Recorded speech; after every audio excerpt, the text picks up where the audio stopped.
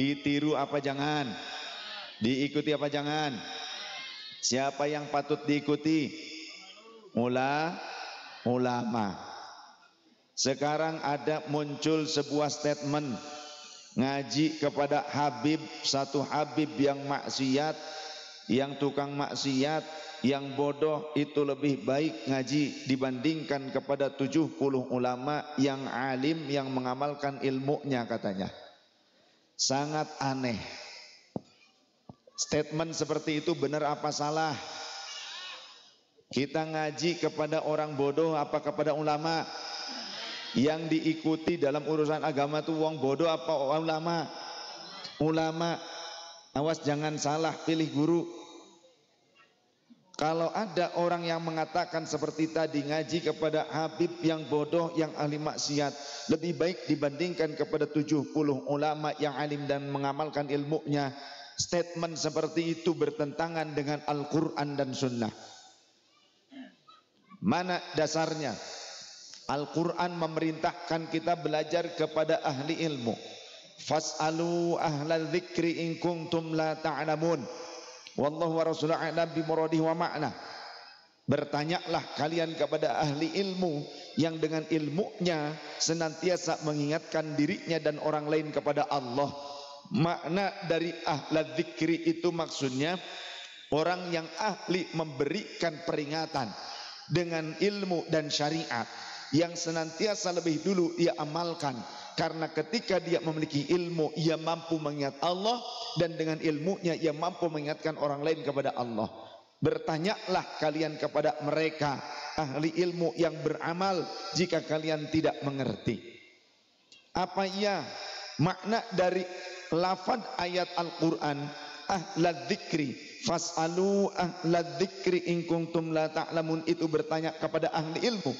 Bukankah kalimatnya fas'alu ahlal dzikri, bukan fas'alu ahlal ilmi? Kenapa kok disebutkan ahlul ilmi padahal kalimatnya ahlul dzikri? Nah di sini para kiai NU, para ulama NU enggak seperti orang Wahabi. Kalau orang Wahabi itu mereka memaknai Al-Quran hanya sebatas tekstual saja, arti secara lafziyah saja. Tapi kalau kiai NU memahami dalil itu secara mendalam dan sangat detail. Para ulama NU mengikuti tafsir-tafsir yang mu'tabar.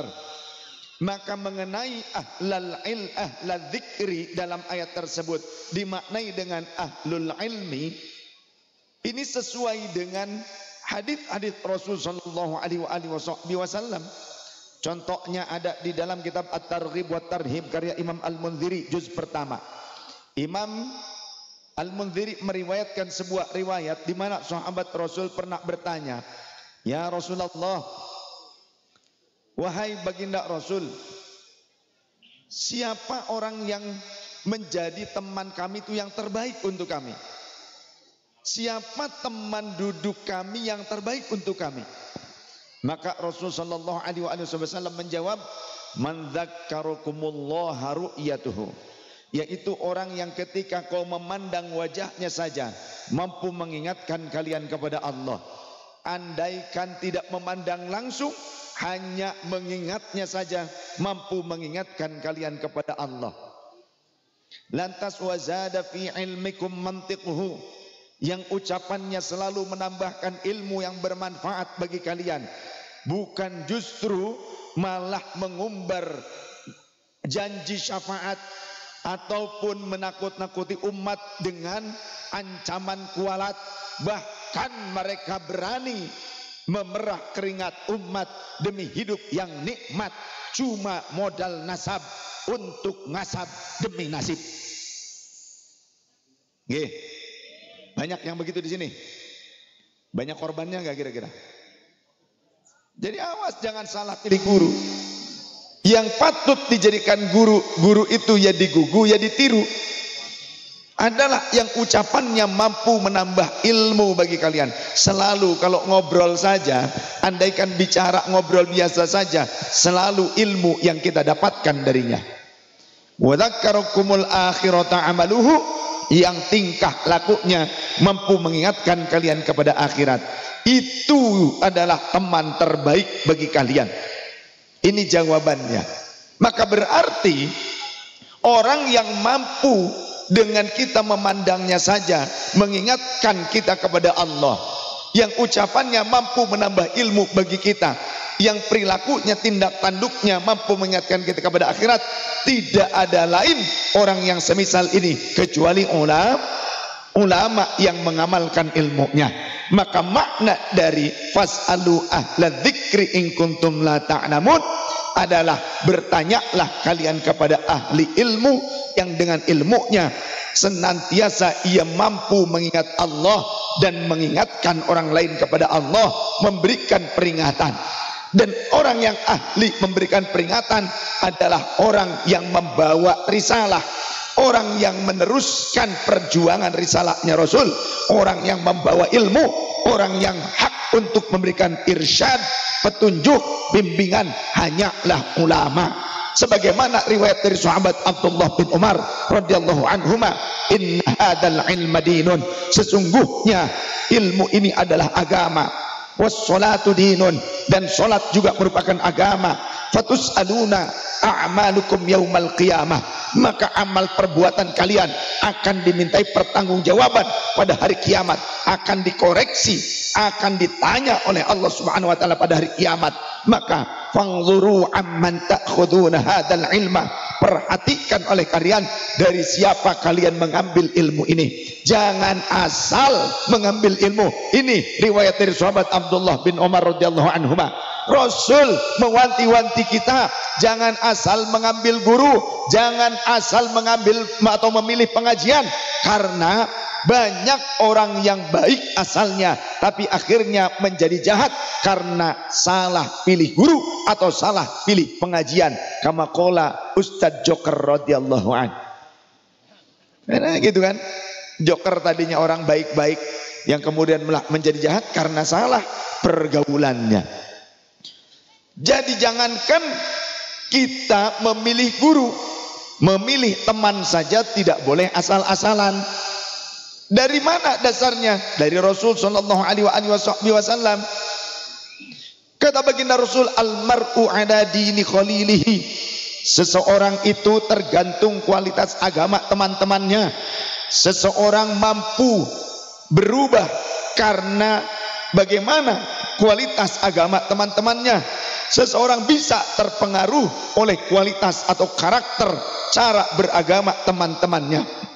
Maka perhatikan oleh kalian orang yang menjadi teman kalian. Siapa yang menjadi teman akrab kalian?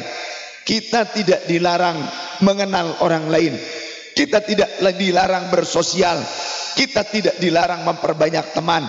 Tapi untuk menjadikan seseorang sebagai teman karib kita, maka fangzuru, perhatikan oleh kalian, pilih oleh kalian, jangan asal ammayu khalilu, siapa yang menjadi temannya, jangan asal-asalan. Banyak orang yang ternyata ketika tidak perhatian terhadap siapa temannya, siapa komunitasnya, bahkan jangankan secara fisik berkumpul, itu berkumpul di media sosial saja, berkumpul di media sosial, ikut grup WhatsApp, gitu kan, bisa terkontaminasi jika di dalam grup medsos tersebut isinya provokator, beritanya berita hoax, berita bohong, maka orang baik pun gampang terkontaminasi dan bisa menyebabkan pertikaian di antara sesama anak bangsa.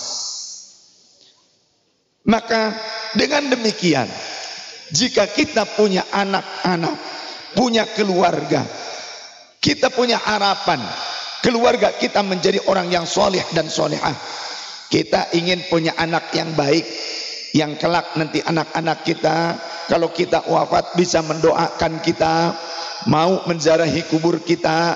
Saat dewasa anak kita itu berbakti kepada kita, tidak nyakitin kita orang tuanya.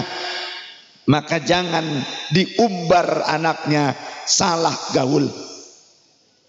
Mohon maaf, banyak kejadian, bahkan kejadian nyata Ramadan yang lalu di Sumatera Selatan, daerah Palembang, di Banyu Asin, ada seorang anak namanya Kasan. Ada di sini Kasan.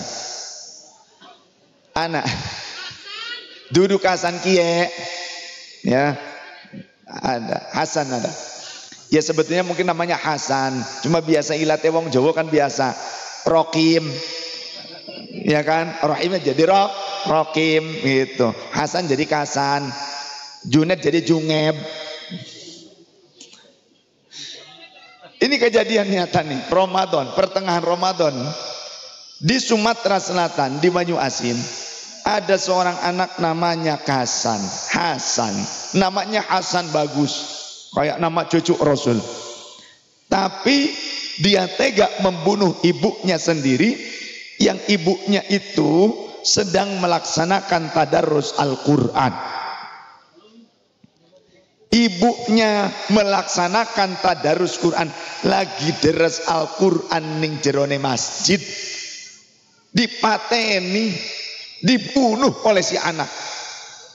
Kemudian pada saat akan ditangkap oleh ayahnya, ayahnya pun disabet pedang, kena lehernya, tapi alhamdulillah selamat. Lalu ditangkap oleh polisi, polisi juga dibacok. Ketika sudah kena, sudah dapat, ditangkap, dibawa ke kantor polisi, diinterogasi. Hasan, kenapa kamu rela membunuh ibumu sendiri, yang saat itu bahkan ibumu sedang membaca Al-Quran, sedang tadarus Al-Quran di dalam masjid, Ramadan pisan, Ramadan. Jawaban si Hasan bagaimana? Ibu saya telah sesat karena telah melakukan tadarus Al-Quran. Maka orang yang sesat halal darahnya ditumpahkan, boleh ibu saya dibunuh, kata si Hasan. Na'udzubillah, teman, na'udzubillah. Yang begini benar apa salah? Yang begini benar apa salah?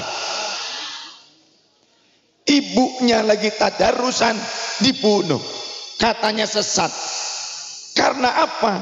Karena si Hasan ikut pengajian Wahabi. Si Hasan salah ikut pengajian, salah pilih guru, yang padahal tadarrus Al-Quran merupakan perkara yang baik, perkara yang sunnah.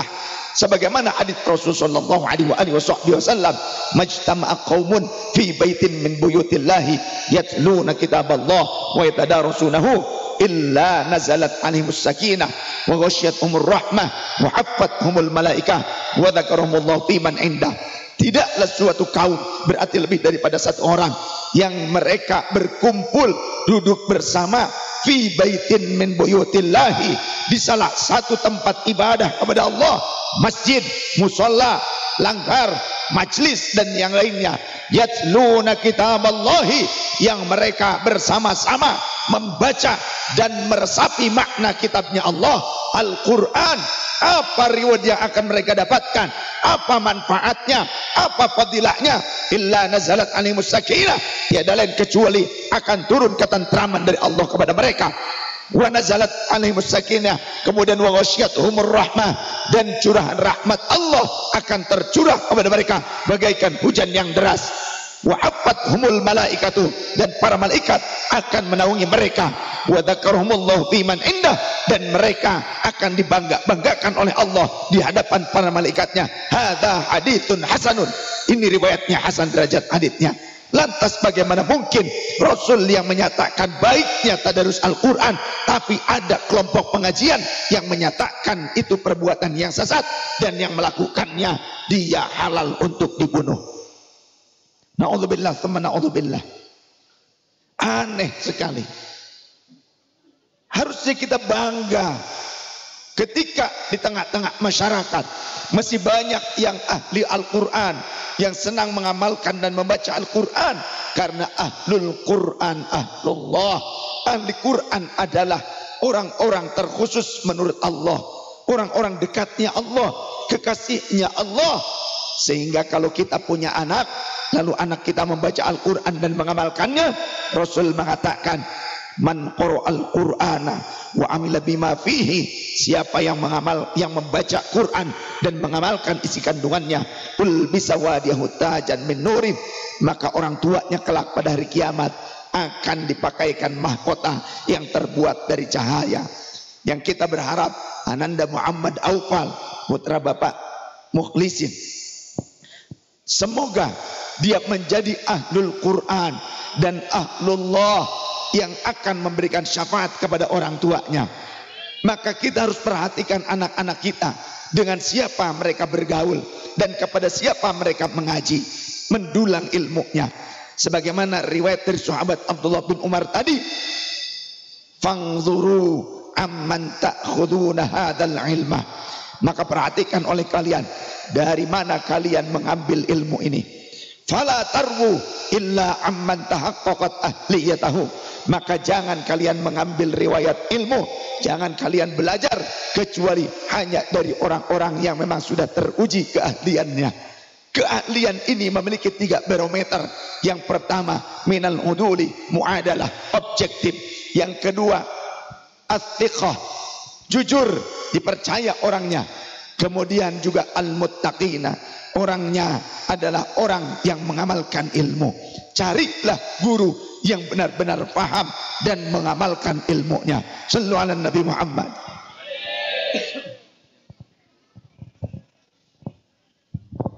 Maulaya salli wa sallim daiman abada ala habibika khairil khalqi kullihim.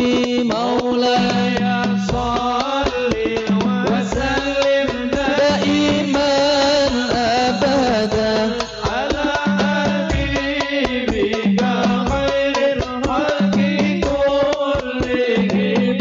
Nabi putra Abdullah,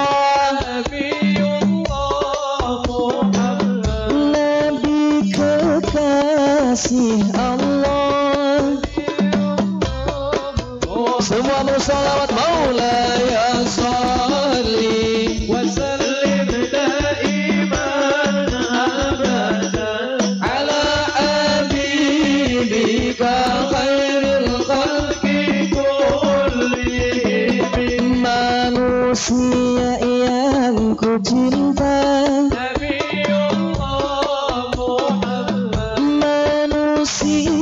yang ku puja, Nabiullah Muhammad. Maulaya salli wa sallim daiman abada ala habibika khairil khalqi kullihim. Manusia idolaku,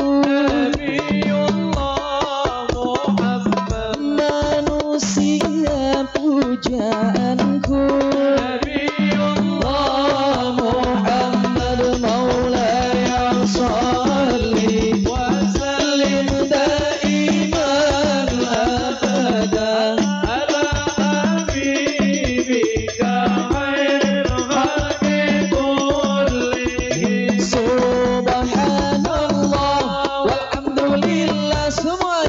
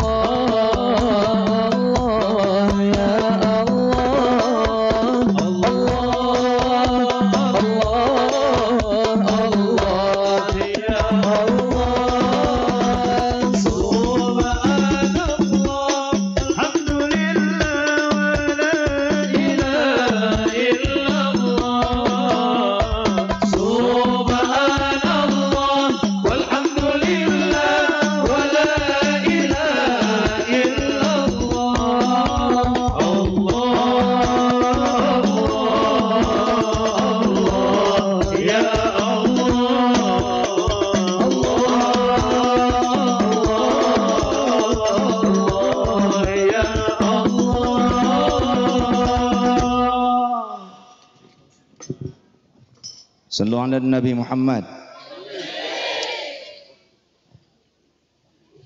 Jamaah yang dirahmati Allah Subhanahu wa taala.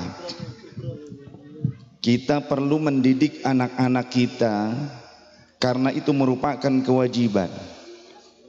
Jadi terlebih bagi seorang suami, bagi seorang bapak, bukan hanya memberikan makan kepada anak-anak kita, tidak hanya memberikan uang kepada keluarga kita, tidak hanya memberikan tempat tinggal yang bagus saja, tapi ada tanggung jawab yang lebih besar daripada itu. Qu anfusakum wa ahlikum naro. Jagalah diri kalian dan juga anak-anak kalian dari neraka. Selamatkan mereka agar mereka selamat, terhindar daripada neraka. Bagaimana mungkin kita bisa menyelamatkan keluarga kita jika kita sendiri tidak bisa berupaya untuk menyelamatkan diri? Jadi sebelum kita punya harapan untuk menyelamatkan anak-anak kita, maka harapkan terlebih dahulu dirimu untuk bisa selamat. Bagaimana mungkin bisa selamat kalau kita tidak tahu jalan keselamatan?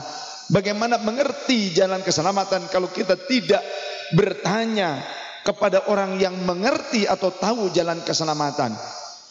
Orang yang ingin mencapai keselamatan perlu ilmu. Tanpa ilmu mereka tidak akan selamat.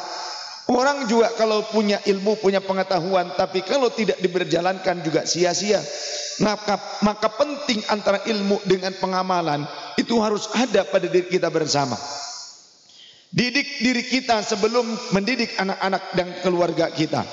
Jika kita ingin punya anak yang berbakti kepada kita, maka buatlah diri kita berbakti terlebih dahulu kepada orang tua kita. Jika ingin anak-anak kita berbuat baik, sopan santun, berbudi pekerti yang luhur, maka kita seharusnya lebih dulu kepada orang tua kita berbuat demikian. Birru aba'akum tabirrukum abna'ukum. Berbudi pekerti yang baiklah kalian kepada orang tua kalian, niscaya nanti anak-anak kalian akan berbuat baik kepada kalian. Jadi jangan salahkan anak dulu kalau anak kita ternyata tidak berbuat baik kepada kita. Bisa jadi ada beberapa faktor, di antaranya mungkin anakmu tidak nurut kepadamu karena kamu juga tidak nurut kepada orang tuamu. Mungkin anakmu menyakitimu karena kamu juga pernah menyakiti orang tuamu. Mungkin anakmu tidak peduli kepadamu karena kamu juga tidak peduli kepada orang tuamu. Tak perlu menyalahkan siapapun, koreksi terlebih dahulu kepada diri sendiri. Kalau kita ingin anak-anak kita menjadi pribadi yang baik kepada kita, berbudi pekerti yang luhur kepada kita, berbudi pekerti yang luhurlah dulu kita kepada orang tua kita. Sallallahu alaihi Nabi Muhammad. Sallallahu alaihi Nabi Muhammad. Makanya tadi kan teman-teman tim hadroh ada lagunya bagaimana ciri-ciri ataupun syaratnya menjadi seorang anak yang soleh.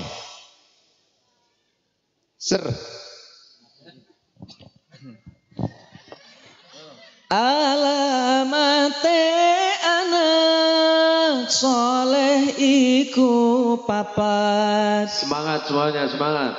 Tandane mukmin ana teng syariat ganti lisane alus nandikane kafir muliakan ing wektu Rasulullah salamun alaihi ya Rabbi asyani wa tarati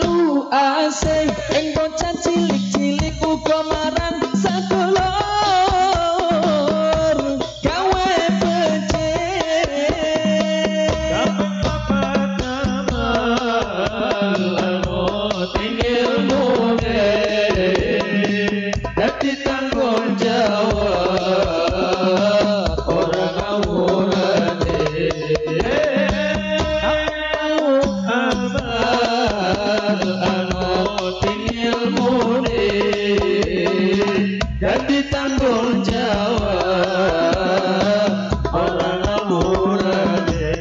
Ya Rasulullah salamun alaihi ya Rafi asyani wa darati.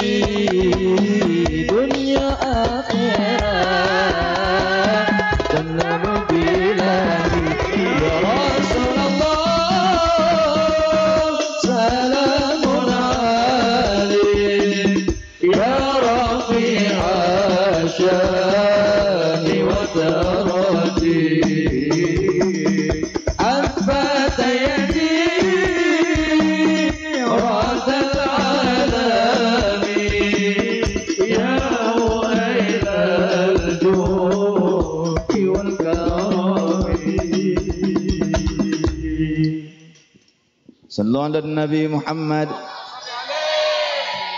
قال الله تعالى في القرآن العظيم وأما الجدار فكان لغلامين يتيمين في المدينة وكان تحته كنز لهما وكان أبوهما صالحا والله ورسوله أعلم بمراد ومعنى. Ada sebuah kisah di mana di zaman Nabiullah Musa alaihissalam, Nabi Musa itu pernah diperintahkan Allah, karena sebelumnya begini, ada umat Nabi Musa yang bertanya, ya Rasulullah, ya Nabi Musa, siapakah hamba Allah yang paling alim saat ini?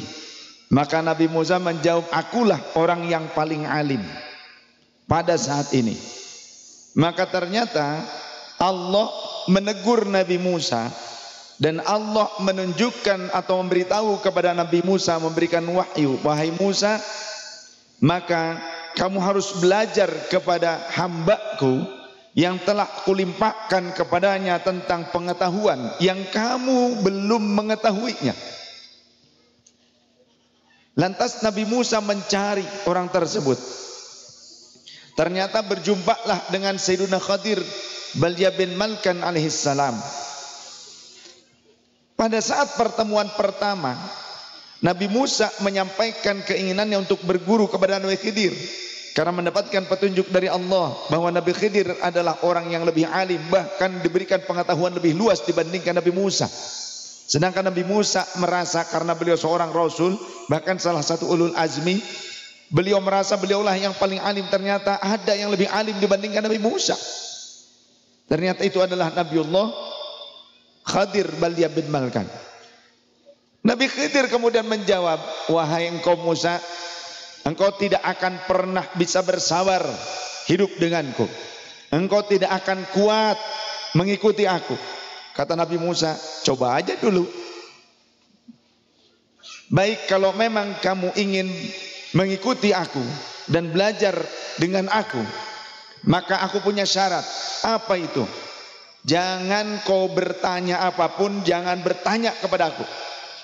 Sehingga kalau kamu nanti banyak bertanya kepadaku, lebih baik dari sekarang kita tidak perlu melanjutkan perjalanan ini. Kamu gak perlu ngikut aku. Kata Nabi Musa, oh gampang kalau begitu. Ya sudah, siap.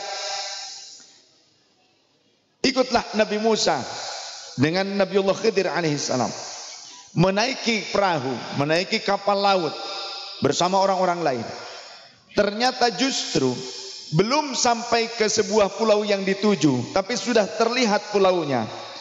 Namun belum sampai ke pulau tersebut, belum bersandar si kapal laut itu, malah Nabi Khidir melubangi kapalnya. Otomatis kapal itu menjadi karam dan tenggelam, belum sampai pada dermaga yang dituju. Tapi memang pulaunya sudah terlihat. Jadi kapalnya itu belum sampai pada dermaga sudah tenggelam. Pada saat dilubangi, Nabi Musa melihat. Pada saat melihat, Nabi Musa protes. Wih, kenapa ini kok dilubangi? Kita bisa tenggelam. Nah, kata Nabi Khidir. Nah, protes. Iya, tapi kan kita ini sedang di tengah laut. Kita belum sampai ke daratan. Kenapa harus dilubangi kapalnya? Apalagi ini memuat banyak orang. Nanti tenggelam kita semuanya. Kalau kamu mau terus seperti ini, kalau kamu mau protes, gak usah ikut aku. Aku tetap ikut, tapi tolong beri jawaban. Benar, tetap bertanya seperti ini. Ya wis lah, sudah. Jadi gak jadi tuh. Yang tadinya bertanya-tanya karena dia juga sedang berada di kapal. Yang akhirnya sama-sama tenggelam. Kapal tersebut tenggelam. Mereka harus berenang ke tepi pantai. Hanya bermodalkan apa? Hanya menggunakan kayu-kayu yang ada di dalam kapal tersebut yang mengambang. Mereka kemudian mengambang di atas kayu sampai terbawa ke pinggiran pulau. Hingga kemudian dengan memendam rasa kesal dan masih penasaran, Nabi Musa tetap mengikuti Nabi Khidir. Saat kemudian memasuki suatu daerah, memasuki suatu kampung, lalu Nabiullah Khidir berjumpa dengan seorang anak kecil yang sedang bermain. Mereka itu sedang bermain, lalu ada salah seorang anak yang tiba-tiba dibunuh oleh Nabi Khidir. Sontak Nabi Musa merasa ini sudah di luar kewajaran. Protes Nabi Musa, Anda ini kenapa? Kenapa anak kecil yang tidak berdosa kau bunuh? Ini saya jangan-jangan salah orang, kata Nabi Musa. Jangan-jangan salah orang nih saya. Yang saya ikuti ini salah orang nih kayaknya. Bukan hamba Allah yang diberikan pengetahuan yang luas, tapi yang ada malah penjahat, jangan-jangan nih. Nabi Khidir kemudian bilang, protes lagi. Kalau protes sudah, gak usah ikut aku. Ya, pisah saja di sini. Pisah. Tapi dia masih penasaran. Yang pertama aja belum dapat jawaban, ini tambah lagi yang kedua, sudah diancam untuk pisah, gak boleh ikut. Bingung Nabi Musa. Akhirnya ya sudah, tapi jangan lagi-lagi. Ini kan anak yang gak berdosa. Protes, masih terus protes. Udah enggak lah, kata Nabi Musa. Udah ikut terus, lanjut. Masih kuat? Masih? Ini jamaah masih kuat? Masih kuat ngajinya? Lanjut? Baik. Lantas dilanjutkanlah perjalanan tersebut. Sampai pada satu kampung yang lainnya. Ada dua anak yatim yang sedang bermain. Lalu ditanya, nak, kamu tinggal di mana? Kami tinggal cuma berdua saja. Orang tua kami sudah wafat. Di mana rumah kalian? Ditunjukin rumahnya, sudah agak jelek rumahnya, malah dirobohkan, dihancurin oleh Nabi Khidir. Makin Nabi Musa naik pitam saat itu. Wah, ini udah nggak beres nih. Kayaknya saya nih salah orang nih, yang diikutinya nih salah nih kayaknya. Masa guru kayak begini? Akhirnya karena protes terus dan menerus, bahkan sudah 3 kali, Nabi Khidir bilang, sudah sampai di sini perjumpaan kita. Tapi sebelum kita berpisah, saya akan menjelaskan kepadamu apa alasan yang saya lakukan tadi. Karena kalau dilanjutkan kamu tidak akan kuat. 3 hal saja kamu tidak mampu untuk menyerap pelajaran dari apa yang kulakukan ini. Kamu tidak paham atas apa yang kulakukan ini. Tadi yang pertama, kita sedang menaiki kapal laut. Aku lubangi kapal tersebut sampai tenggelam. Bahkan kita dan penumpang kapal yang lainnya harus susah payah mencapai pulau yang ternyata itu pun bukan pulau yang kita tuju. Kenapa demikian? Andaikan kapal ini tidak aku lubangi dan kapal ini bersandar pada dermaga suatu pulau di tujuhnya, maka di sana ternyata dikuasai oleh orang-orang yang bengis, oleh para perompak. Andai kapal kita ini sampai ke tempat itu, maka harta yang ada di kapal ini akan dirampok dan kita semua, seluruh penumpang kapal akan dibunuh, tidak akan disisakan satupun. Oleh karenanya aku mendebatkan petunjuk dari Allah Subhanahu wa taala. Urusan harta bisa dicari, yang penting nyawa itu yang harus diselamatkan.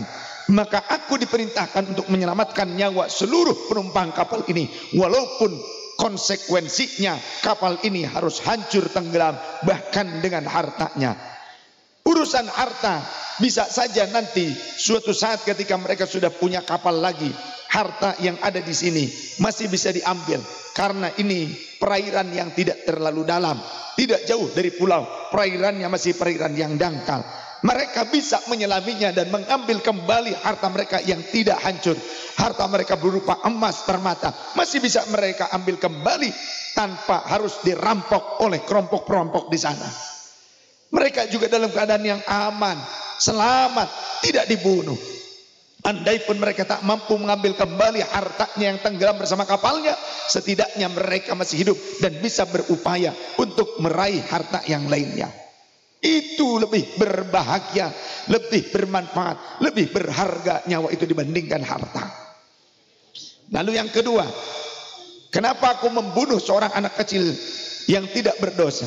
Ya, saat ini tidak berdosa, tapi Allah memberitahu kepadaku bahwa kelak si anak ini akan menjadi penyebab kehancuran yang sangat luas. Bahkan bisa jadi anak ini akan membunuh kedua orang tuanya. Maka sebelum anak ini mencapai masa dewasa yang dimungkinkan akan merusak peradaban, lebih baik saat inilah, kata Allah, untuk dihentikan hal yang kemungkinan lebih buruk terjadi di kemudian waktu.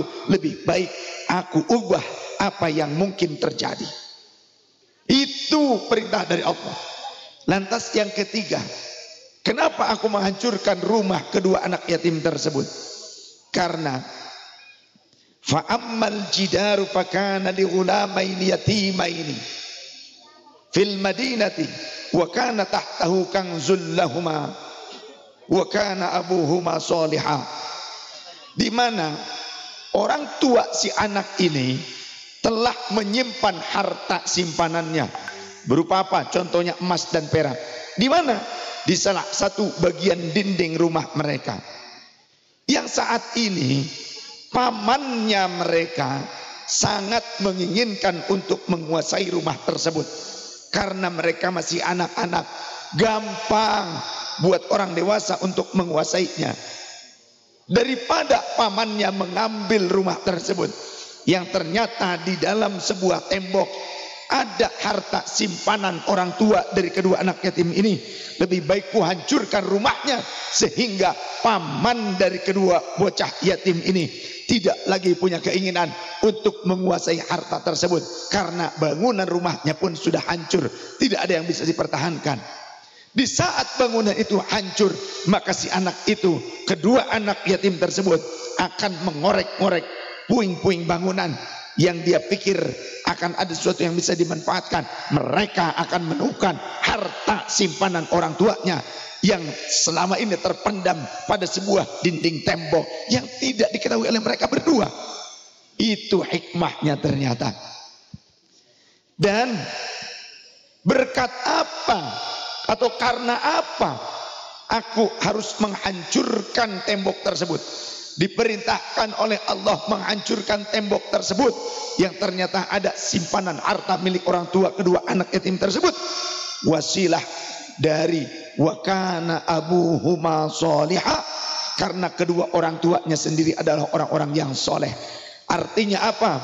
Kalau kita ingin punya anak yang beruntung, bahkan sepeninggal kita anak kita dijaga oleh Allah, maka jadilah pribadi yang soleh dan solehah sebagai orang tua, dan berikanlah nafkah dari harta yang halal kepada anak-anak kita. Niscaya Allah akan menjaga anak-anak kita walaupun kita sudah wafat. Sesuatu yang terbaik Inna min atyabi ma akala rajulu min kasbihi.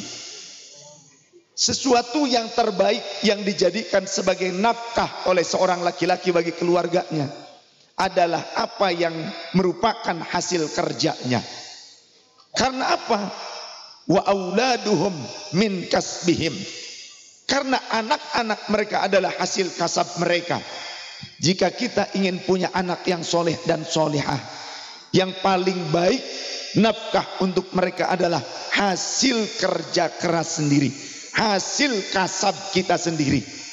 Jangan sampai kita memberikan nafkah kepada anak dan keturunan kita, kepada istri kita, keluarga kita dari hasil nipu, ataupun hasil mencuri, ataupun hasil memeras kepada orang lain, hasil menakut-nakuti umat. Awas, hati-hati. Banyak saya mendapatkan pengaduan dari masyarakat, termasuk dari para kiai, atas tindakan oknum-oknum Habib yang cuma bawa nasab, modal nasab untuk ngasab demi nasib yang nikmat. Bahkan mereka seringkali menakut-nakuti umat dengan istilah kualat. Mereka juga sering ngobrol janji syafaat dan berkat. Betul? Banyak di sini begitu. Yang bahkan mereka tega memerah keringat umat demi hidup yang nikmat. Jika ada di wilayah kita ini oknum Habib kek atau siapa kek yang ternyata cuma mempunyai modal nasab untuk ngasab demi ngasib, bahkan rela memerah keringat umat demi hidup yang nikmat, mencuri, mengambil hak orang lain, merampas hak orang lain, ataupun menakut-nakuti orang, mengancam orang lain, memerah orang lain, maka satu kata, satukan kalimat dengan saya, satu komando, lawan. Apa? Lawan. Sallallahu alaihi Nabi Muhammad. Sallallahu alaihi Nabi Muhammad.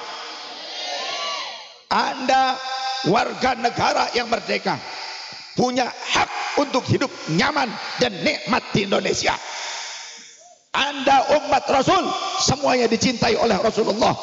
Jika ada orang yang menakut-nakuti Anda, cuma ngaku-ngaku punya nasab yang mulia, tapi kelakuannya tidak mulia, ingat kata Rasulullah, man batta bihi amaluh lam yusri bihi nasabuh.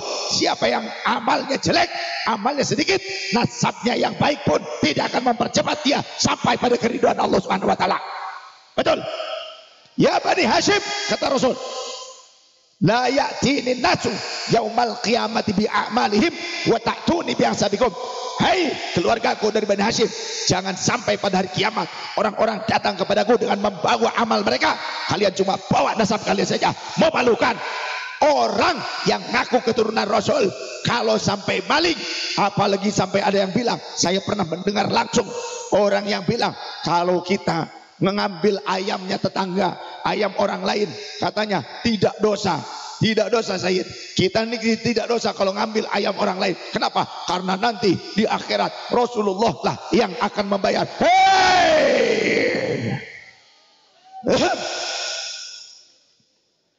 Maling menyandarkan diri ke Rasulullah, baik apa tidak? Maling itu bagus apa enggak? Kemudian maling itu dosa apa tidak? Lalu kalau perbuatan dosa disandarkan kepada Rasulullah, pantas apa tidak? Pantas apa tidak? Jawab, jangan takut kualat. Tanggung jawab. Ente sing nanggung, ane sing jawab. Wani saya mohon maaf kalau ada di sini yang melakukan hal seperti itu. Ngaku Habib tapi kebiasaan datang ke kiai-kiai meres-meres. Sini datang. Mumpung sekarang ada di sini. Oh, gentle. Bener gak? Jangan jadi banci, pecundang. Beraninya dipecundang di belakang doang. Nih si Gondrong dari gua Selarong. Gondrong bukan sembarang gondrong. Si Gondrong dari gua Selarong. Kalau gue udah ngomong, lu pasti terbengong-bengong.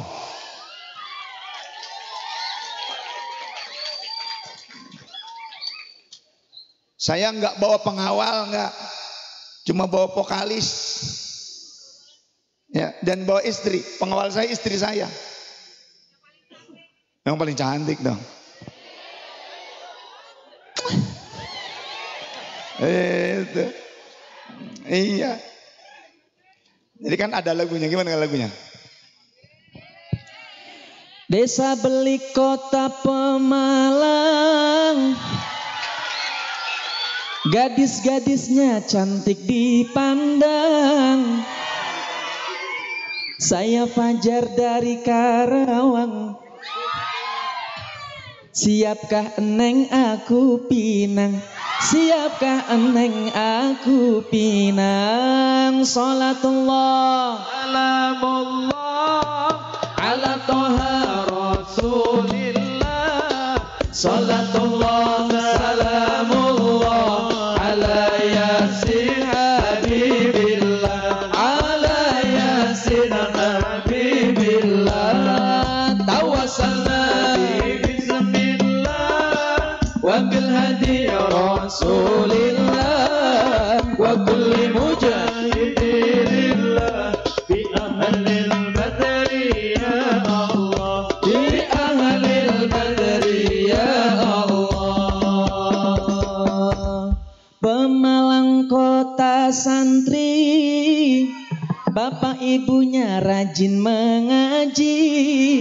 Apalagi para ukhti, bolehlah satuku jadikan istri. Bolehlah satuku jadikan istri. Salatullah salamullah ala toha rasulillah. Salatullah salamullah ala yasin habibillah. Ala yasin habibillah.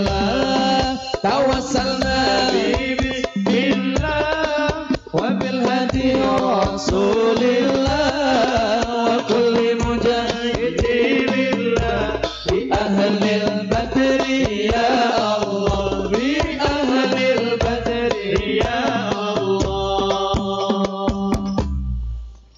Aduh ibu yang pakai ungu, Gusti ya Allah, emak-emak Jar. emak-emak tapi masih seger, Bib, nggak apa-apa, Bib. Astagfirullah, emang masih gadis. Gadis 45 lagi nggak apa-apa, Bib. Waduh, zaman perjuangan. Aduh ibu yang pakai ungu, aku mau bilang I love you. Sungguh mati aku padamu, sampai matiku tunggu jandamu. Sampai matiku tunggu jandamu. Salatullah ala toha rasulillah. Salatullah salamullah ala yasin habibillah. Ala yasin habibillah. Tawassalna wa bil hadi rasulillah wa kulli mujahidillah bi ahlil badri ya Allah. Bi ahlil badri ya Allah. Sallu ala Nabi Muhammad. Sallallahu alaihi wa alihi. Makanya jangan salah pilih komunitas, jangan salah gaul nggih. Di sini Masya Allah, ini bisa jadi sebetulnya orang-orang soleh dan solehah juga. Dan bisa jadi panjenengan ini juga keturunan wali murid. Wali kelas ada ya. Tapi saya tadi sempat tanya dari sini ke Purbalingga, deket ya. Nah di situ juga ada leluhur saya. Jadi dari sini kira-kira berapa lama perjalanannya? setengah jam lebih, 1 jaman kurang ya, sekitar 1 jaman. Berarti ini dekat perbatasan Rajawana. Jadi saya datang kemari itu sebetulnya kayak pulang kampung gitu, tapi kampung orang. Kalau istri saya orang sini, saya berarti pulang kampung gitu kan. Tapi sebetulnya ada leluhur saya di situ. Ada leluhur saya. Jadi Pangeran Syarif Husain, Makhdum Husain. Jadi Makhdum itu sebutan ataupun sebuah apa namanya itu ya? Pokoknya sebutan lah. Sebuah gelar yang biasa disematkan bagi tokoh keturunan Rasul sallallahu alaihi wasallam yang berada di wilayah Asia Selatan, Asia Tengah ya. Daerah mana? Kurang lebih daerah Samarkand. Samarkand itu wilayahnya Uzbekistan, Iran, Irak, Palestina. Nah, itu kebanyakan Makhdum. Dan di sini di Rajawana ada leluhur saya. Pangeran Syarif Makhdum Husain. Punya anak Pangeran Syarif Makhdum Jamil.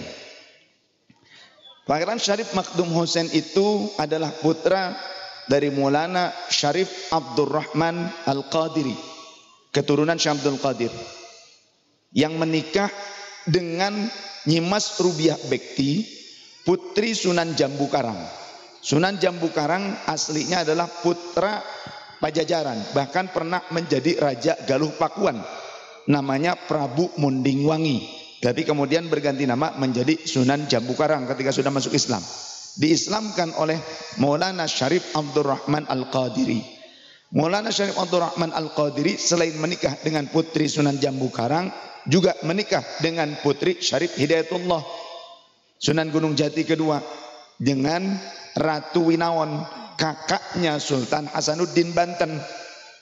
Jadi teman sejawat dalam dakwah yang kemudian karena wah gennya bagus nih, ya gitu kan, ini nih keturunannya bagus, leluhurnya bagus, maka kemudian dinikahkan. Ratu Winawon waktu itu masih berumur 16 tahun. Dan bisa jadi ke sini turunan-turunannya itu banyak.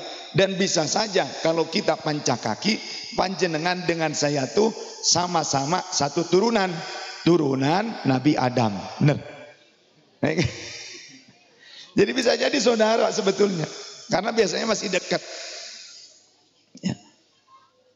Maka gini sekarang, yang saya ingin ajarkan, yang saya ingin sampaikan, jangan terlalu gandrung kepada orang lain yang mereka tidak punya leluhur yang berperan untuk membangun peradaban di negeri kita.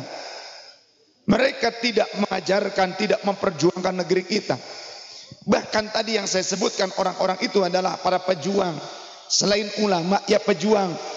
Pejuang mengusir Portugis, pejuang mengusir VOC. Lantas sekarang banyak orang-orang yang keturunan dari luar negeri yang kemudian di Indonesia mereka menjadi sombong dengan nasabnya. Contoh, ada yang dari Yaman, mereka sombong dengan Yamannya, tapi mereka di Indonesia ingin hidup yang nyaman. Mereka seringkali justru mengkerdilkan para kiai dan ulama Nusantara. Mereka menganggap rendah para kiai yang ada di Indonesia. Bahkan menyatakan 70 kiai yang alim yang mengamalkan ilmunya tidak lebih mulia dibandingkan mereka. Satu di antara mereka yang katanya keturunan Nabi mengakunya, yang mereka keturunan Yaman, yang kemudian walaupun mereka bodoh ataupun ahli maksiat, katanya kiai-kiai NU ini tidaklah lebih mulia walaupun sebanyak 70 orang lah banyaknya.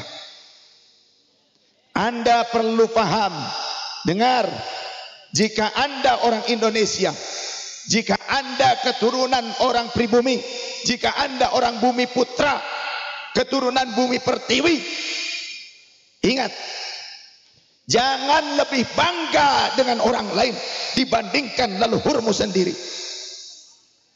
Bisa jadi justru para ulama, para kiai yang ada di Nusantara, yang ada di Indonesia ini, justru mereka keturunan Rasulullah Sallallahu Alaihi Wasallam. Contoh Wali Songo, dan wali-wali yang lainnya, wali-wali Nusantara, mereka jelas bahkan sudah terbukti secara DNA-nya, DNA-nya mereka terbukti, terkonfirmasi sebagai keturunan Rasulullah Shallallahu Alaihi Wasallam.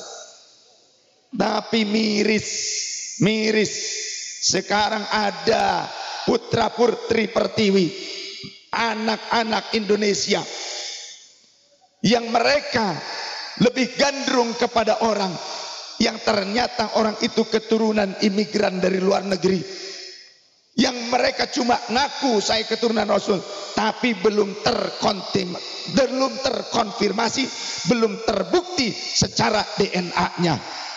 Tapi ada anak-anak muda kita yang justru lebih gandrung kepada mereka. Harusnya sadar, Wali Songo keturunannya sudah tes DNA, terkonfirmasi, terbukti turunan Rasulullah Shallallahu Alaihi Wasallam dari garis laki-laki. Tapi sekarang bisa jadi anak-anak kita adalah dzurriyyah Wali Songo juga, namun ada di antaranya yang malah lebih suka dengan orang lain yang menyatakan Wali Songo tidak punya keturunan, Wali Songo tidak punya keturunan dari jalur laki-laki, malah ternyata dicintai orang-orang yang seperti ini. Bahkan di antara mereka yang mengatakan Wali Songo tidak punya keturunan, mereka juga mengatakan kalimat-kalimat yang tidak pantas, mohon maaf, mengatakan kepada para kiai yang merupakan keturunan Rasul dari jalur Wali Songo dengan kalimat anjing, dengan kalimat babi, dengan kalimat curut, dengan kalimat yang lainnya, yang menjadi pendukungnya, yang mencintainya orang-orang Indonesia yang bisa jadi masih turunan Wali Songo. Kalau kamu lebih mencintai orang-orang seperti itu, berarti kamu mengkhianati leluhurmu sendiri. Benar gak? Kalau kamu lebih mencintai orang yang menyatakan leluhurmu Wali Songo terputus nasabnya, kamu lebih mencintai mereka, kamu mengkhianati leluhurmu sendiri.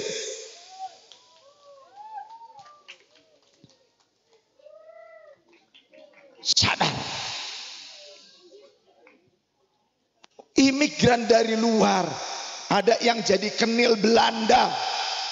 Saya punya data 11 jilid buku yang di dalamnya surat menyurat Snokhorgrone dengan Ratu Wilhelmina Belanda, yang ternyata melaporkan apa yang menjadi laporan dari keturunan imigran Yaman.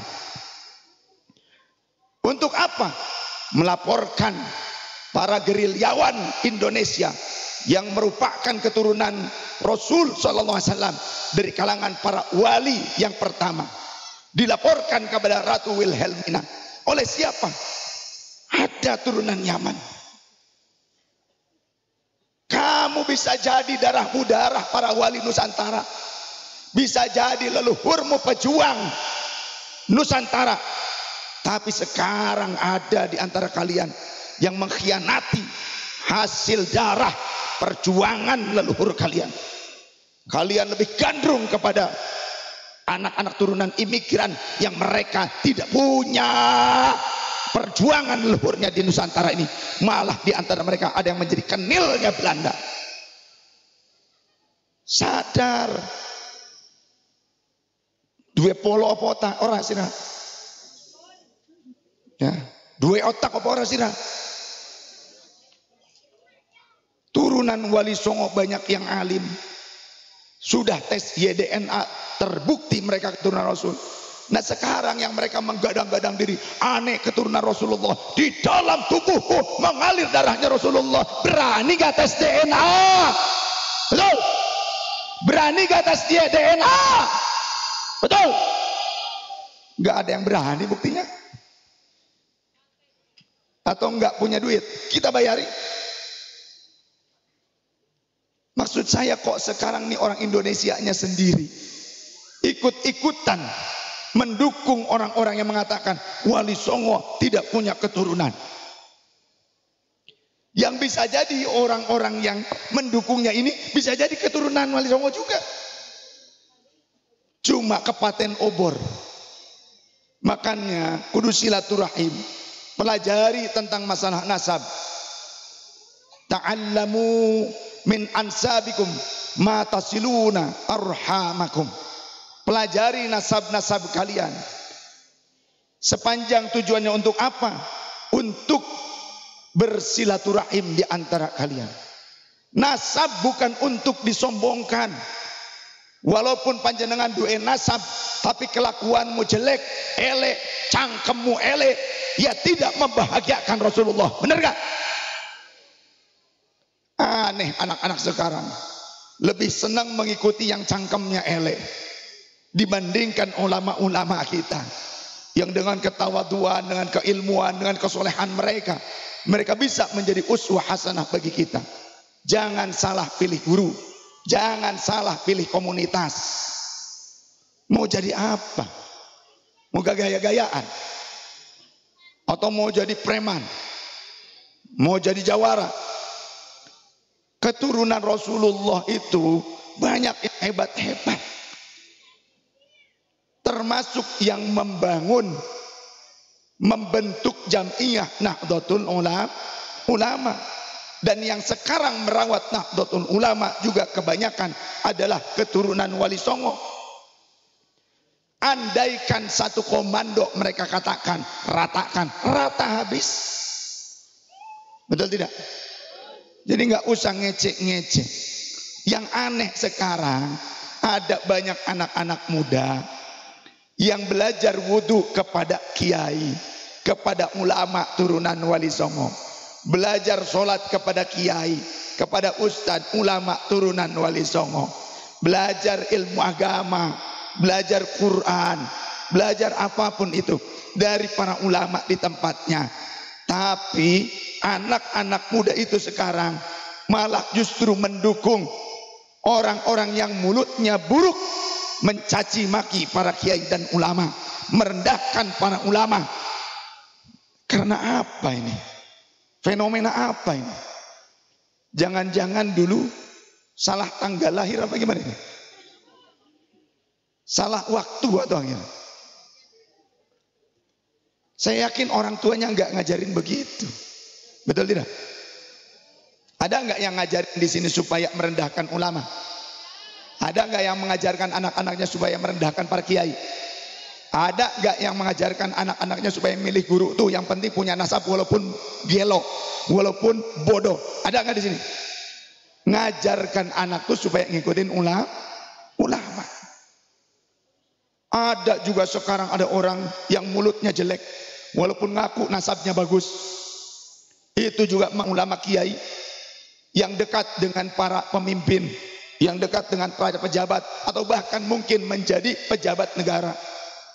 Katanya dari mulutnya kalimatnya, kalau ada ulama kiai runtang-runtung dengan pemerintah, katanya itu adalah ulama atau kiai anjing, seperti itu katanya, mohon maaf. Tapi dianya sendiri lekat dengan para politisi dan penguasa yang lainnya, itu biasa saja. Jadi cek Sunda, kalau orang Sunda bilang dipoyok dilebok, dihina tapi dimakan kembali. Maka jangan salah pilih guru. Nah, belajar itu bukan untuk jadi jagoan. Berguru itu bukan ingin menjadi orang yang hebat, bukan ingin lebih daripada orang lain. Tapi belajar itu supaya memperbaiki diri kita, agar bisa menjadi contoh terbaik untuk anak-anak keturunan kita. Kata Rasul, man talabal ilma liyujaziya bihil ulama aw liyumariya bihis sufaha. Siapa yang mencari ilmunya tujuannya ingin lebih hebat dibandingkan ulama yang sezamannya, dibandingkan orang lain, ataupun ingin menguasai orang-orang yang awam, ingin menguasai orang-orang yang bodoh, atau tujuannya hanya ingin untuk riya di hadapan orang lain, hanya ingin mendapatkan pujian untuk orang lain, maka adkhulahullahu nar, Allah akan memasukkan orang tersebut ke dalam neraka. Ngajilah yang benar, bukan ingin dianggap orang hebat, bukan ingin dianggap orang mulia, bukan ingin untuk memonopoli masyarakat, minteri orang lain, bukan untuk itu. Tapi belajarlah untuk memperbaiki diri sendiri agar di kemudian waktu bisa menjadi uswah hasanah bagi orang lain. Betul? Sallu ala Nabi Muhammad. Sallu ala Nabi Muhammad. Tetap cinta Indonesia. Tetap cinta Indonesia.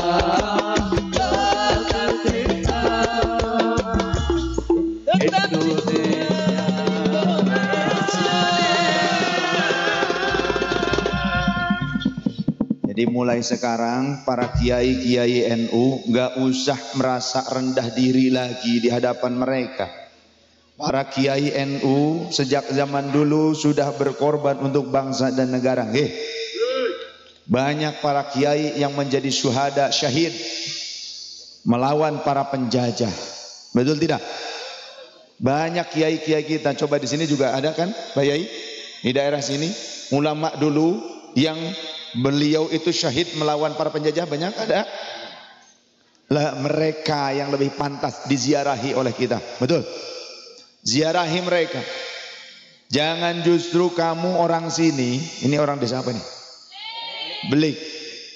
Orang Belik punya leluhur pejuang yang melawan para penjajah, mengusir penjajah.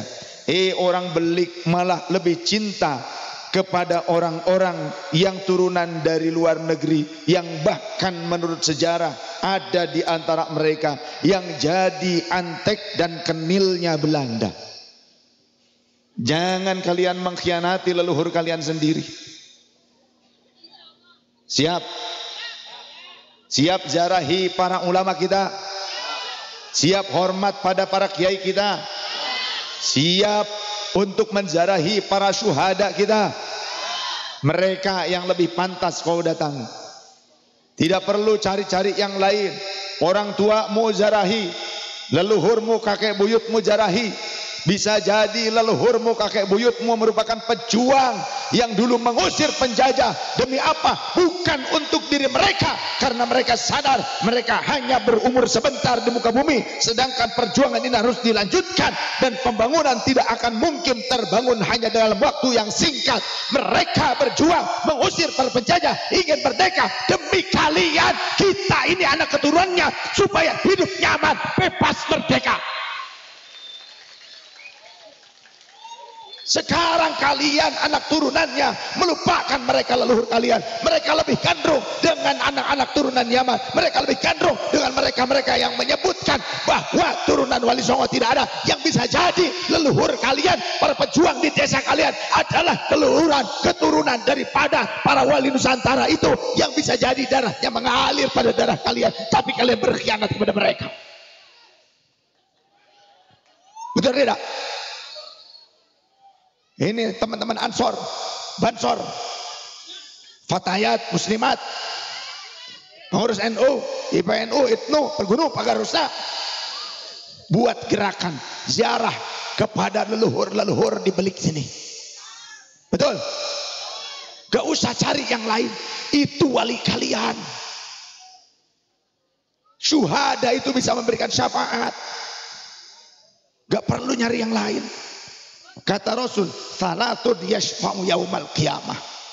Ada 3 kelompok manusia yang kelak kiamat masih bisa memberikan syafaat, yang padahal pakai wuhnya luar biasa.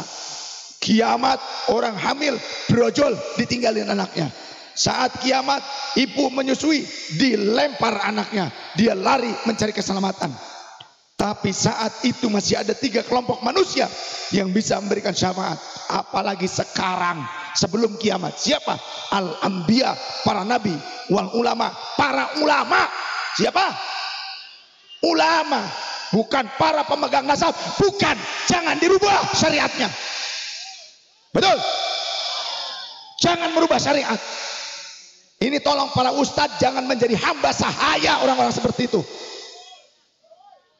Takut kualat pret. Walat kualat. Kita buktikan saja. Ayo. Tak tantang sirah. Tuman. Kenapa? Saya nggak rela bangsa sendiri dicabik-cabik kehormatannya. Kemudian leluhur kita yang sudah berjuang mengislamkan Nusantara, yang sehingga kalau ada orang sekarang aku turunan Rasul, hanya di Indonesia bisa dijunjung setinggi langit. Betul? Kalau kalian merasa Yaman lebih berkah, pergi kalian pulang ke Yaman. Yaman lebih membutuhkan kalian dibandingkan Indonesia. Yaman perang terus sampai sekarang. Betul? Kalau kalian merasa itu lebih berkah, pergi ke Yaman kalian, cari duit di Yaman.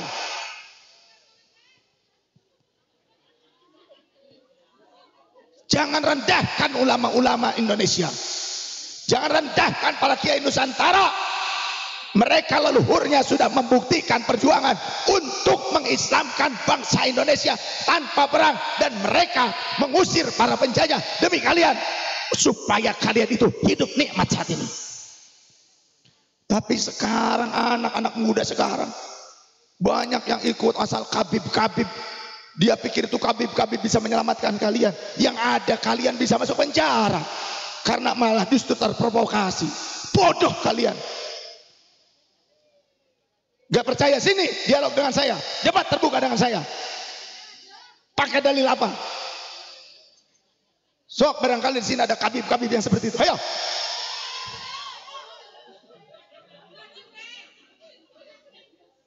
Saya nggak diiring-iring dari rumah, nggak takut saya.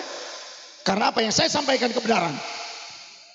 Nggak perlu pakai pengawalan, enggak. Cuma sama istri sama vokalis. Ini orang Tegal juga, ini orang mana Mas? Jatinegara. Ini finalis syair Ramadan Global TV. Dan biasa ngisi di Damai Indonesia aku di TV One.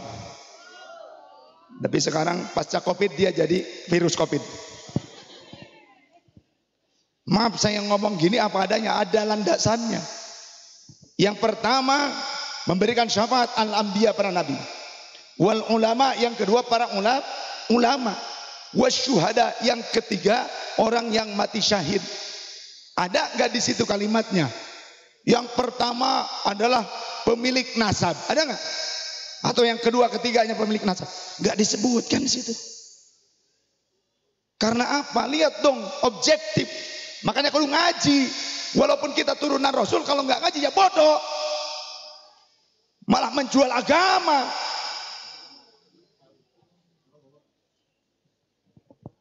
Nggak begituan. Maka jangan sampai kita mau dimonopoli orang Indonesia, dimonopoli. Akhirnya belajar kepada Habib yang bodoh, yang ahli maksiat, lebih baik dibandingkan belajar kepada ulama yang ahli mengamalkan ilmunya. 70 ulama, 70 kiai. Sirah tuh goblok temen. Duwe otak apa ora sirah? Ini banyak yang seperti itu. Ini kalian harus sadar, kalimat itu adalah doktrin perbudakan spiritual. Betul? Itu doktrin perbudakan spiritual. Mereka cuma ingin hidup nikmat di negara kita Indonesia. Kalian leluhurnya pejuang di Indonesia, sekarang kalian mau menjadi hamba sayang seperti itu. Tega kalian, pengkhianat kalian terhadap leluhur kalian. Kalau kalian mau seperti itu, kalian ke Yaman saja pergi. Hidup di Yaman, perang di sana kalian. Anak turunan Indonesia, leluhurnya pejuang di Indonesia, susah payah supaya anak turunannya merdeka. Sekarang ya Allah, malah jadi hamba sahaya turunan asing yang tidak menghargai leluhur kita. Allahu Akbar. Bangkit, kaum Bumi Putra, bangkit.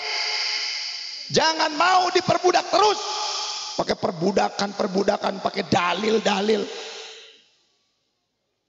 Itu berdalil demi apa? Demi uang ujung-ujungnya. Saya sudah terlalu banyak mendapatkan pengaduan dari banyak kiai, dari masyarakat. Ada orang mengatasnamakan diri turunan Rasul, minta uang, dikasih ratusan ribu, sekian ratus ribu, mintanya jutaan. Ada yang tiap bulan. Ini juga korban ini, tiap bulan dipalakin terus nih. Di sini juga ada kiai yang dimintai mobil Innova, ada.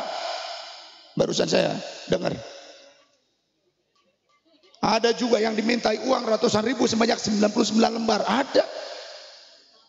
Sudah banyak yang mengadu seperti itu. Jamaah saya pun banyak yang jadi korban. Ada yang diambil perhiasan istrinya di kamar, diambil. Ada yang domba satu kandang diambil. Di sini suka ada yang begitu, suka ada yang begitu. Tidak. Ada enggak ya? Ada itu korbannya. Sekarang begini, sekian banyaknya korban yang diperbudak dengan perbudakan spiritual. Kita orang Indonesia harus bangkit. Jangan diam, kita harus lawan mereka. Wani apa ora? Sira ora wani. Lanyong bae sing wong Karawang wani ning kene. Sira wong kene ora wani. Lah iki sing loreng-loreng Banser aja menang bae sira.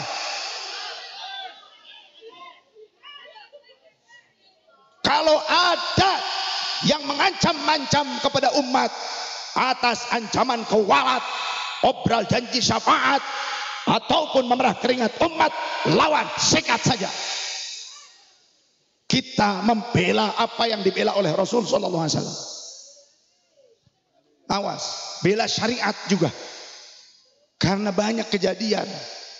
Saya ditelepon oleh Banser, Sayyid, ini gimana? Ada seorang juga ini ngaku keturunan Rasul, menikahi anak seorang ustaz, putri seorang ustaz. Kemudian yang satu lagi dinikahi dua-duanya dalam kondisi masih hidup. Yang kedua ini kata saya zina, gak sah pernikahannya. Masa katanya keturunan Rasul tapi gak tahu syariat. Katanya kalau keturunan Rasul boleh.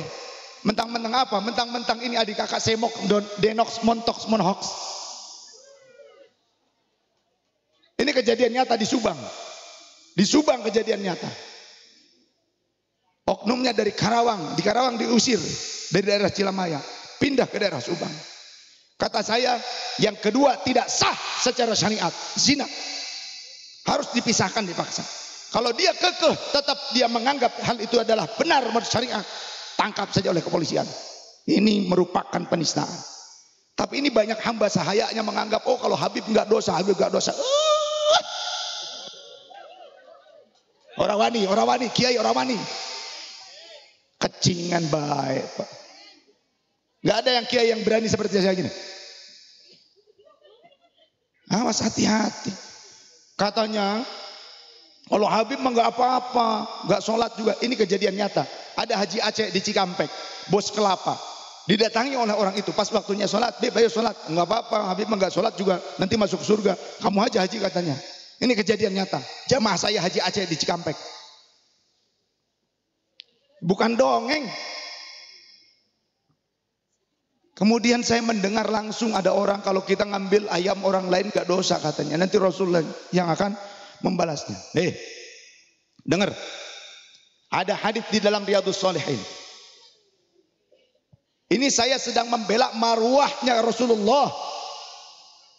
Bukan menjelek-jelekan seseorang, tapi saya sedang membela marwahnya Rasulullah yang justru dirusak oleh oknum-oknum orang yang mengatasnamakan keturunan Rasul sallallahu alaihi wasallam.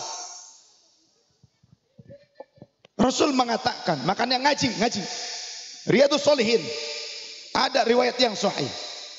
Anna Quraisyan qad ahammahum sya'nul mar'ati. Jadi kalau tausiah, kalau ngaji yang beneran ngaji. Jangan cuma doktrin. Apalagi doktrin dengan doktrin yang overdosis. Apa doktrin overdosis? Oh ini NU ini sebetulnya yang mendirikan NU itu, yang memberikan restunya itu beberapa orang Habib atau lain sebagainya. Itu banyak yang overdosis sekarang. Merah putih itu sebetulnya yang menginisiasinya adalah kakeknya Salim Segaf Al-Jufri. Itu ada sekarang sudah mulai banyak disebarkan. Ini banyak kebohongan-kebohongan sekarang. Ya, penyimpangan sejarah. Orang Indonesia ini anak-anak mudanya tetap jadi hamba sahaya. Aduh. Jadi hamba sahaya kamu. Mau-maunya kamu jadi hamba sahaya. Kakek moyangmu memerdekakan Indonesia, nyawa taruhannya. Kamu sekarang mengkhianati kakek buyutmu sendiri. Tega kamu sudah. Ya Allah, tega bener sirah. Hadisnya begini. Anna Quraisyan qad ahammahum sya'nul mar'ati. Sesungguhnya kaum Quraisy mereka merasa bingung karena suatu kasus yang terjadi di mana seorang wanita al-Makhzumiyati dari kalangan Bani Makhzumi. Bani Makhzumi itu masih Quraisy, masih ada kekerabatan dengan Rasul, tapi sarokat, wanita itu mencuri. Lantas mereka bingung, siapa kira-kira yang akan menyampaikan beritanya kepada Rasulullah. Akhirnya disepakati yang menyampaikan beritanya adalah sahabat Usamah hibbu Rasulillahi sallallahu alaihi wasallam. Sahabat Usamah yang sudah menjadi anak angkat Rasul, dicintai oleh Rasul. Fakallamahu Usamah, maka sahabat Usamah yang menyampaikan berita tersebut. Lantas Rasul mendengar itu bagaimana? Marah Rasul, memerah wajahnya, menegang urat kerongkongannya. Tsumma qama fahtatoba, maka Rasul kemudian berdiri dan berorasi di hadapan orang-orang. Ayuhan nas, wahai sekalian manusia, inna ahlaka man qablakum, sesungguhnya hancurnya bangsa-bangsa sebelum kalian dikarenakan apa? Idza saraqa fihimud dhaifu aqamu alaihil hadda. Kalau orang biasa, kaum marginal, bukan keturunan mulia yang mencuri, mereka akan menegakkan hukum seadil-adilnya. Tapi wa idza saraqa fihimus syarif, tapi kalau seorang syarif, sayyid, keturunan yang mulia yang mencuri, maka tarukuhu, bangsa-bangsa sebelum kalian akan melepaskannya. Wa aimullahi, demi Allah, in kanat Fatimah bintu Muhammadin sallallahu alaihi wasallam sarqat, andaikan putriku Fatimah yang kucintai, andaikan dia mencuri, laqata'tu yadaha, maka akulah yang akan memotong tangannya dengan tanganku. Hadza hadisun sahihun. Apa lantas Rasul mengatakan, kalau putriku yang mencuri, aku lepaskan dia, dia tanggung jawabku. Apa begitu? Lalu di tengah-tengah masyarakat sekarang ada, bukan ngaku putrinya Rasul, bukan ngaku anaknya Rasul, cuma ngaku turunan Rasul, kemudian berani berlagu untuk merubah syariat. Lalu kita ini umatnya Rasul, kita juga mendukung hal-hal begitu, kan keterlaluan. Mulai sekarang yuk kembali ngaji kepada ulama, titipkan anak-anak kita kepada ulama yang ahli mengamalkan ilmunya.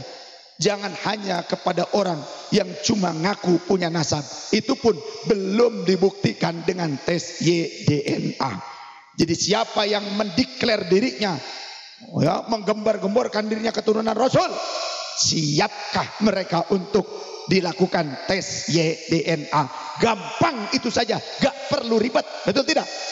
Setuju tidak? Yang ngaku-ngaku gembar-gembor turunan Rasul supaya mereka melaksanakan tes YDNA, setuju tidak kira-kira? Setuju tidak kira-kira? Apa susahnya? Gak punya duit dibayarin, ada yang bayarin kok. Gitu aja susah. Jadi kita nggak usah gampang-gampang untuk diarah-arahkan terlebih pada urusan politik yang ujung-ujungnya memecah belah umat, apalagi diprovokasi untuk melawan kepada negara, untuk memberontak. Awas, hati-hati. Jangan. Kata Rasul, man atakum wa amrukum jami'un ala rajulin wahidin.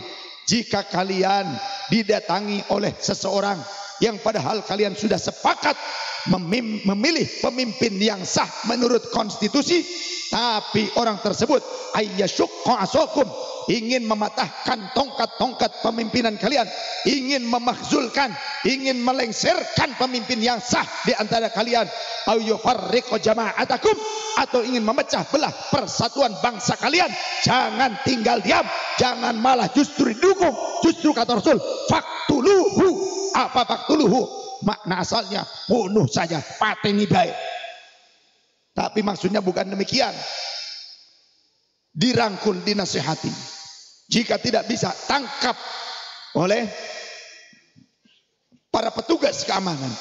Tapi jika angkat senjata, seperti zaman DITII, mereka angkat senjata atas nama Daulah Islamiyah, angkat senjata memberontak dan juga membunuh para kiai dan ulama atas nama ingin membentuk Daulah Islamiyah, khilafah. Tapi akhirnya justru keluar daripada ajaran syariat. Apa yang terjadi pada saat itu? Maka para ulama dan santri ikut melakukan pagar betis melawan pemberontakan DITII. Jadi masyarakat kita kaum muslimin harus siap untuk menghilangkan pemberontak-pemberontak tersebut, walaupun mengatasnamakan agama. Karena apa? Inilah syariat Rasulullah Sallallahu Alaihi Wasallam. Jadi jangan mau ngaji, makanya ngaji yang benar, ngaji hadis yang benar, syarah hadis yang benar. Jangan ini atas nama ngaji, tapi justru siapkan senjata kalian, siapkah kalian angkat senjata untuk melengsarkan presiden, untuk melawan pemerintah. Kalian mau siap? Bodoh kalian. Cuma jadi tameng. Siapkah kalian angkat senjata? Siapkah kalian bela kami? Mereka enak-enakan. Kemudian ada yang bilang di atas mobil, kami ini majikan kalian. Wahai kalian, kami ini majikan kalian, katanya. Red.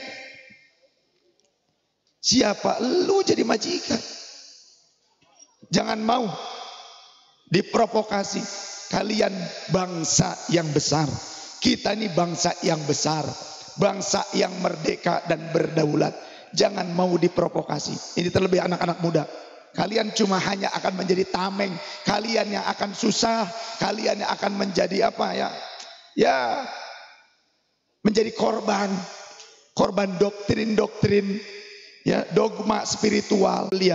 Karena leluhur kalian berjuang rela gugur di medan laga demi mengusir para penjajah, agar kalian, kita nih, saya nih, panjenengan, kula panjenengan sedaya, supaya uripe adem ayem tentrem, ibadah ya tentrem, enak, bisa aman. Karena apa? Perjuangan leluhur kita yang mereka sampai rela gugur demi kenyamanan kita supaya jadi bangsa yang merdeka. Yuk kembali angkat marwah leluhur kalian.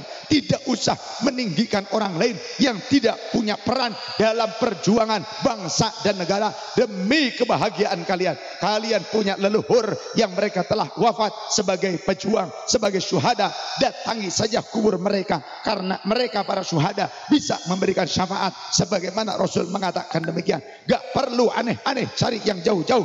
Cukup leluhur kalian yang kalian sambangi dan dijadikan wasilah di hadapan Allah Subhanahu wa taala. Banggalah dengan leluhurmu yang telah mengorbankan tetes darah, nyawa, harta demi kita, demi kalian, demi kamu untuk hidup nyaman. Sekarang waktunya kalian kibarkan merah putih, bukan kalian kibarkan bendera yang lain, bukan mengibarkan bendera-bendera dari kalangan orang-orang yang justru ingin memanipulasi kalian supaya kalian meninggalkan leluhur kalian. Mulai sekarang kibarkan saja merah putih, gak usah yang lain, gak usah bendera-bendera kelompok-kelompok khawarij, bendera-bendera yang ingin justru membuat kalian terdegradasi dari rasa cinta kalian kepada leluhur kalian. Bukan leluhur mereka yang berjuang untuk kalian. Leluhur kalianlah yang berjuang, mati, rela mati gugur di medan tempur untuk kalian. Leluhur kalian, bukan leluhur mereka. Betul? Sadar. Terima kasih. Subhanakallahumma wa bihamdika Asyhadu an la ilaha illa anta astaghfiruka wa atubu ilaik. Mudah-mudahan Ananda Aufal dijadikan sebagai pejuang Ahlus Sunnah wal Jamaah dan dijadikan anak yang tahu diri kepada orang tua dan leluhurnya, yang akan membanggakan leluhurnya. Yang bisa jadi leluhurnya adalah pejuang, yang ulama ya pejuang, bisa jadi. Atau bisa jadi masih ada darah dari Wali Songo, bisa jadi. Kita berharap beliau nanti Ananda Aufal bisa membanggakan leluhurnya yang telah berjuang untuk nusa dan bangsa Indonesia. Tidak membuat leluhurnya kecewa dan menangis karena menjadi pengkhianat dari hasil perjuangan leluhurnya yang telah mengorbankan nyawanya demi mereka, demi kita sekalian. Untuk mendoakan beliau, mendoakan Ananda Aufal dan juga kedua orang tuanya. Sebelum mendoakan, saya ingin menyematkan tanda kasih, walau tak seberapa. Adek berdiri. Bismillah. Mudah-mudahan menjadi anak yang soleh.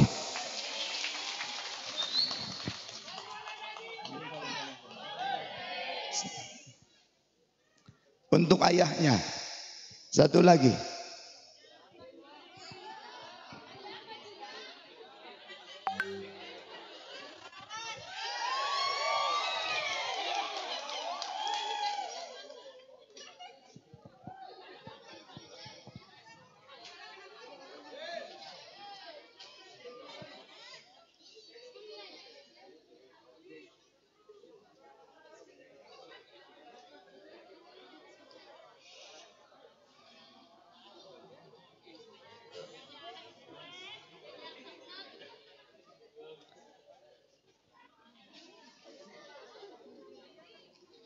Beliau yang menjadi wasilah, saya bisa berjumpa dengan saudara-saudara di sini. Kita bisa ngaji bareng, mengerti apa yang sebelumnya kita tidak mengerti, menjadi faham yang sebelumnya kita kurang faham atau salah faham. Maka wasilah beliaulah saya bisa datang kemari dan kita bisa mengaji. Apa yang saya sampaikan kepada jenengan menjadi ilmu, mudah-mudahan bermanfaat. Maka kita juga patut berterima kasih kepada beliau yang menjadi wasilah. Kita bisa ngaji yang isinya benar sesuai syariat, tidak keluar atau merubah syariat. Betul? Gini apa nggih? Bismillah, terima kasih. Terus berjuang.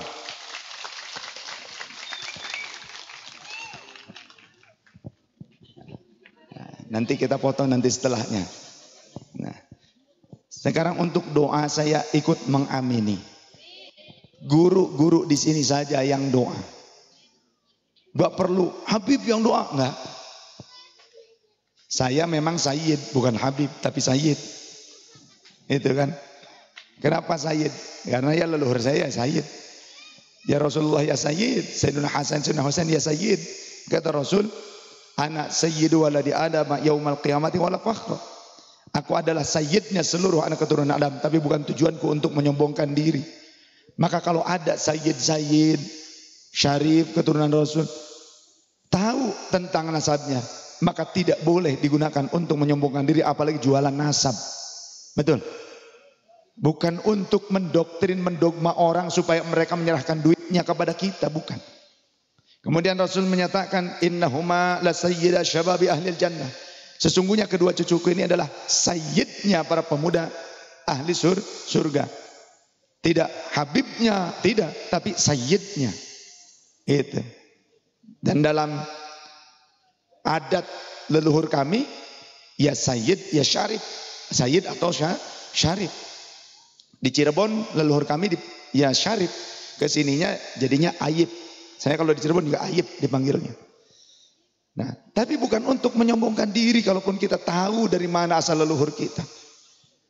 Enggak berarti karena kalau doa kiai enggak mustajab. Kalau bukan doa Habib tidak dijabah. Aduh, saya tuh mau ngepret orang begini tuh, tapi kasihan. Mungkin enggak ngerti, li'annahum la ya'lamun. Kiai ulama ahli amal, betul? Ahli amal ini dicintai Allah. Maka doanya juga lebih diterima oleh Allah dibandingkan orang yang cuma sombong dengan nasab. Maka saya sering memberikan sebuah pelajaran setiap kali saya diundang. Selalu saya ingin tabarruk, ngalap berkah dari doanya para kiai. Karena sekelas Rasul saja minta doa, sahabatnya. Rasul meminta doa kepada sahabat Umar, asyrikna ya ukhayya fi du'aika. Sertakan namaku dalam namamu hai sahabatku. Gua mentang-mentang gue ini Rasul, gue ini Nabi. Enggak, Rasul tawadu. Maka yuk hargai ulama kita.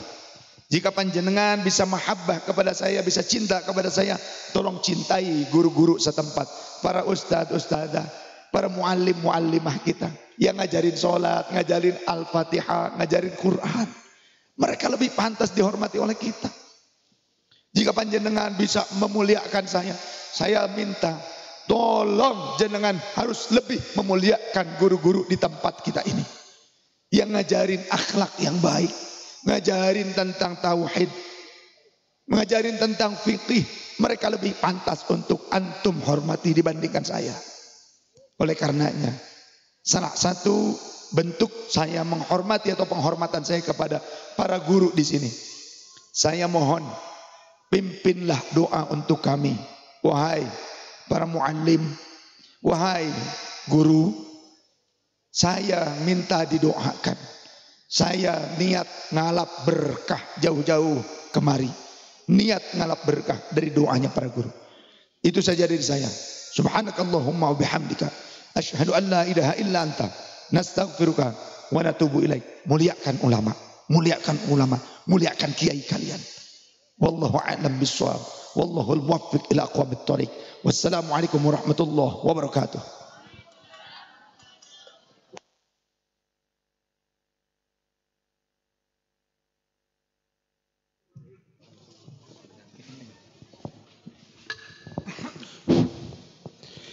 Liridho ilah wali syafaati rasulullah wali jabatil masul al-fatihah. A'udhu billahi minal rajim. Bismillahirrahmanirrahim. Alhamdulillah rabbil alamin arrahmanirrahim maliki yaumiddin. Iyyaka na'budu wa iyyaka nasta'in ihdinas siratal mustaqim siratal ladzina an'amta 'alaihim ghairil maghdubi 'alaihim waladdallin. A'udzu billahi minal rajim. Bismillahirrahmanirrahim. Allahumma shalli wa sallim ala sayyidina Maulana Muhammad hamdan syakirin hamdan na'imin hamdan yuafi ni'amahu wa yukafi mazidah ya rabbana lakal hamdu kama yanbaghi li jalali wa 'azimi sultanik. Allahumma ij'al wa ahlana wa aladana wa azwajina wa dzurriyyatina wa jami' talamitina min ahlil ibadah istiqamah min ahlil khair min ahli tuqa min ahlil jannah wa la taj'alna min dhanbi wa la taj'alna min lahwi wa la taj'alna min anhar. Allahumma salimna min afatid dunya wal akhirah. Allahumma salimna min afatid dunya wal akhirah. Allahumma ya qadil hajat, Allahumma ya kafil muhimmat, Allahumma ya rafi'ad darajat, Allahumma ya dafi'al baliyat, Allahumma ya muhillal muskilat, Allahumma ya mujibat da'wat. Hasbunallahu wa ni'mal wakil, ni'mal maula wa ni'mal nasir. Assalatu wassalamu ala sayyidi Rasulullah khutbati qalat khilati adrikni. Assalatu wassalamu ala sahabati jilani mahbubullah anta subul ijazah ijazah Muhammad dan ijazah subul karamah karamata Muhammad dan karamullah anta subul syafa asada Muhammad ya sahabati jilani ahisna Rabbana atina min ladunka rahmatan wa hayyi lana min amrina rasyada. Rabbana atina fid dunya hasanah wa fil akhirati hasanah wa qina adzabannar ya aziz ya wahhab ya razzaq. Subhana rabbika rabbil izzati amma yasifun wassalamun ala mursalin walhamdulillahi rabbil alamin. Lil qabul al-Fatihah.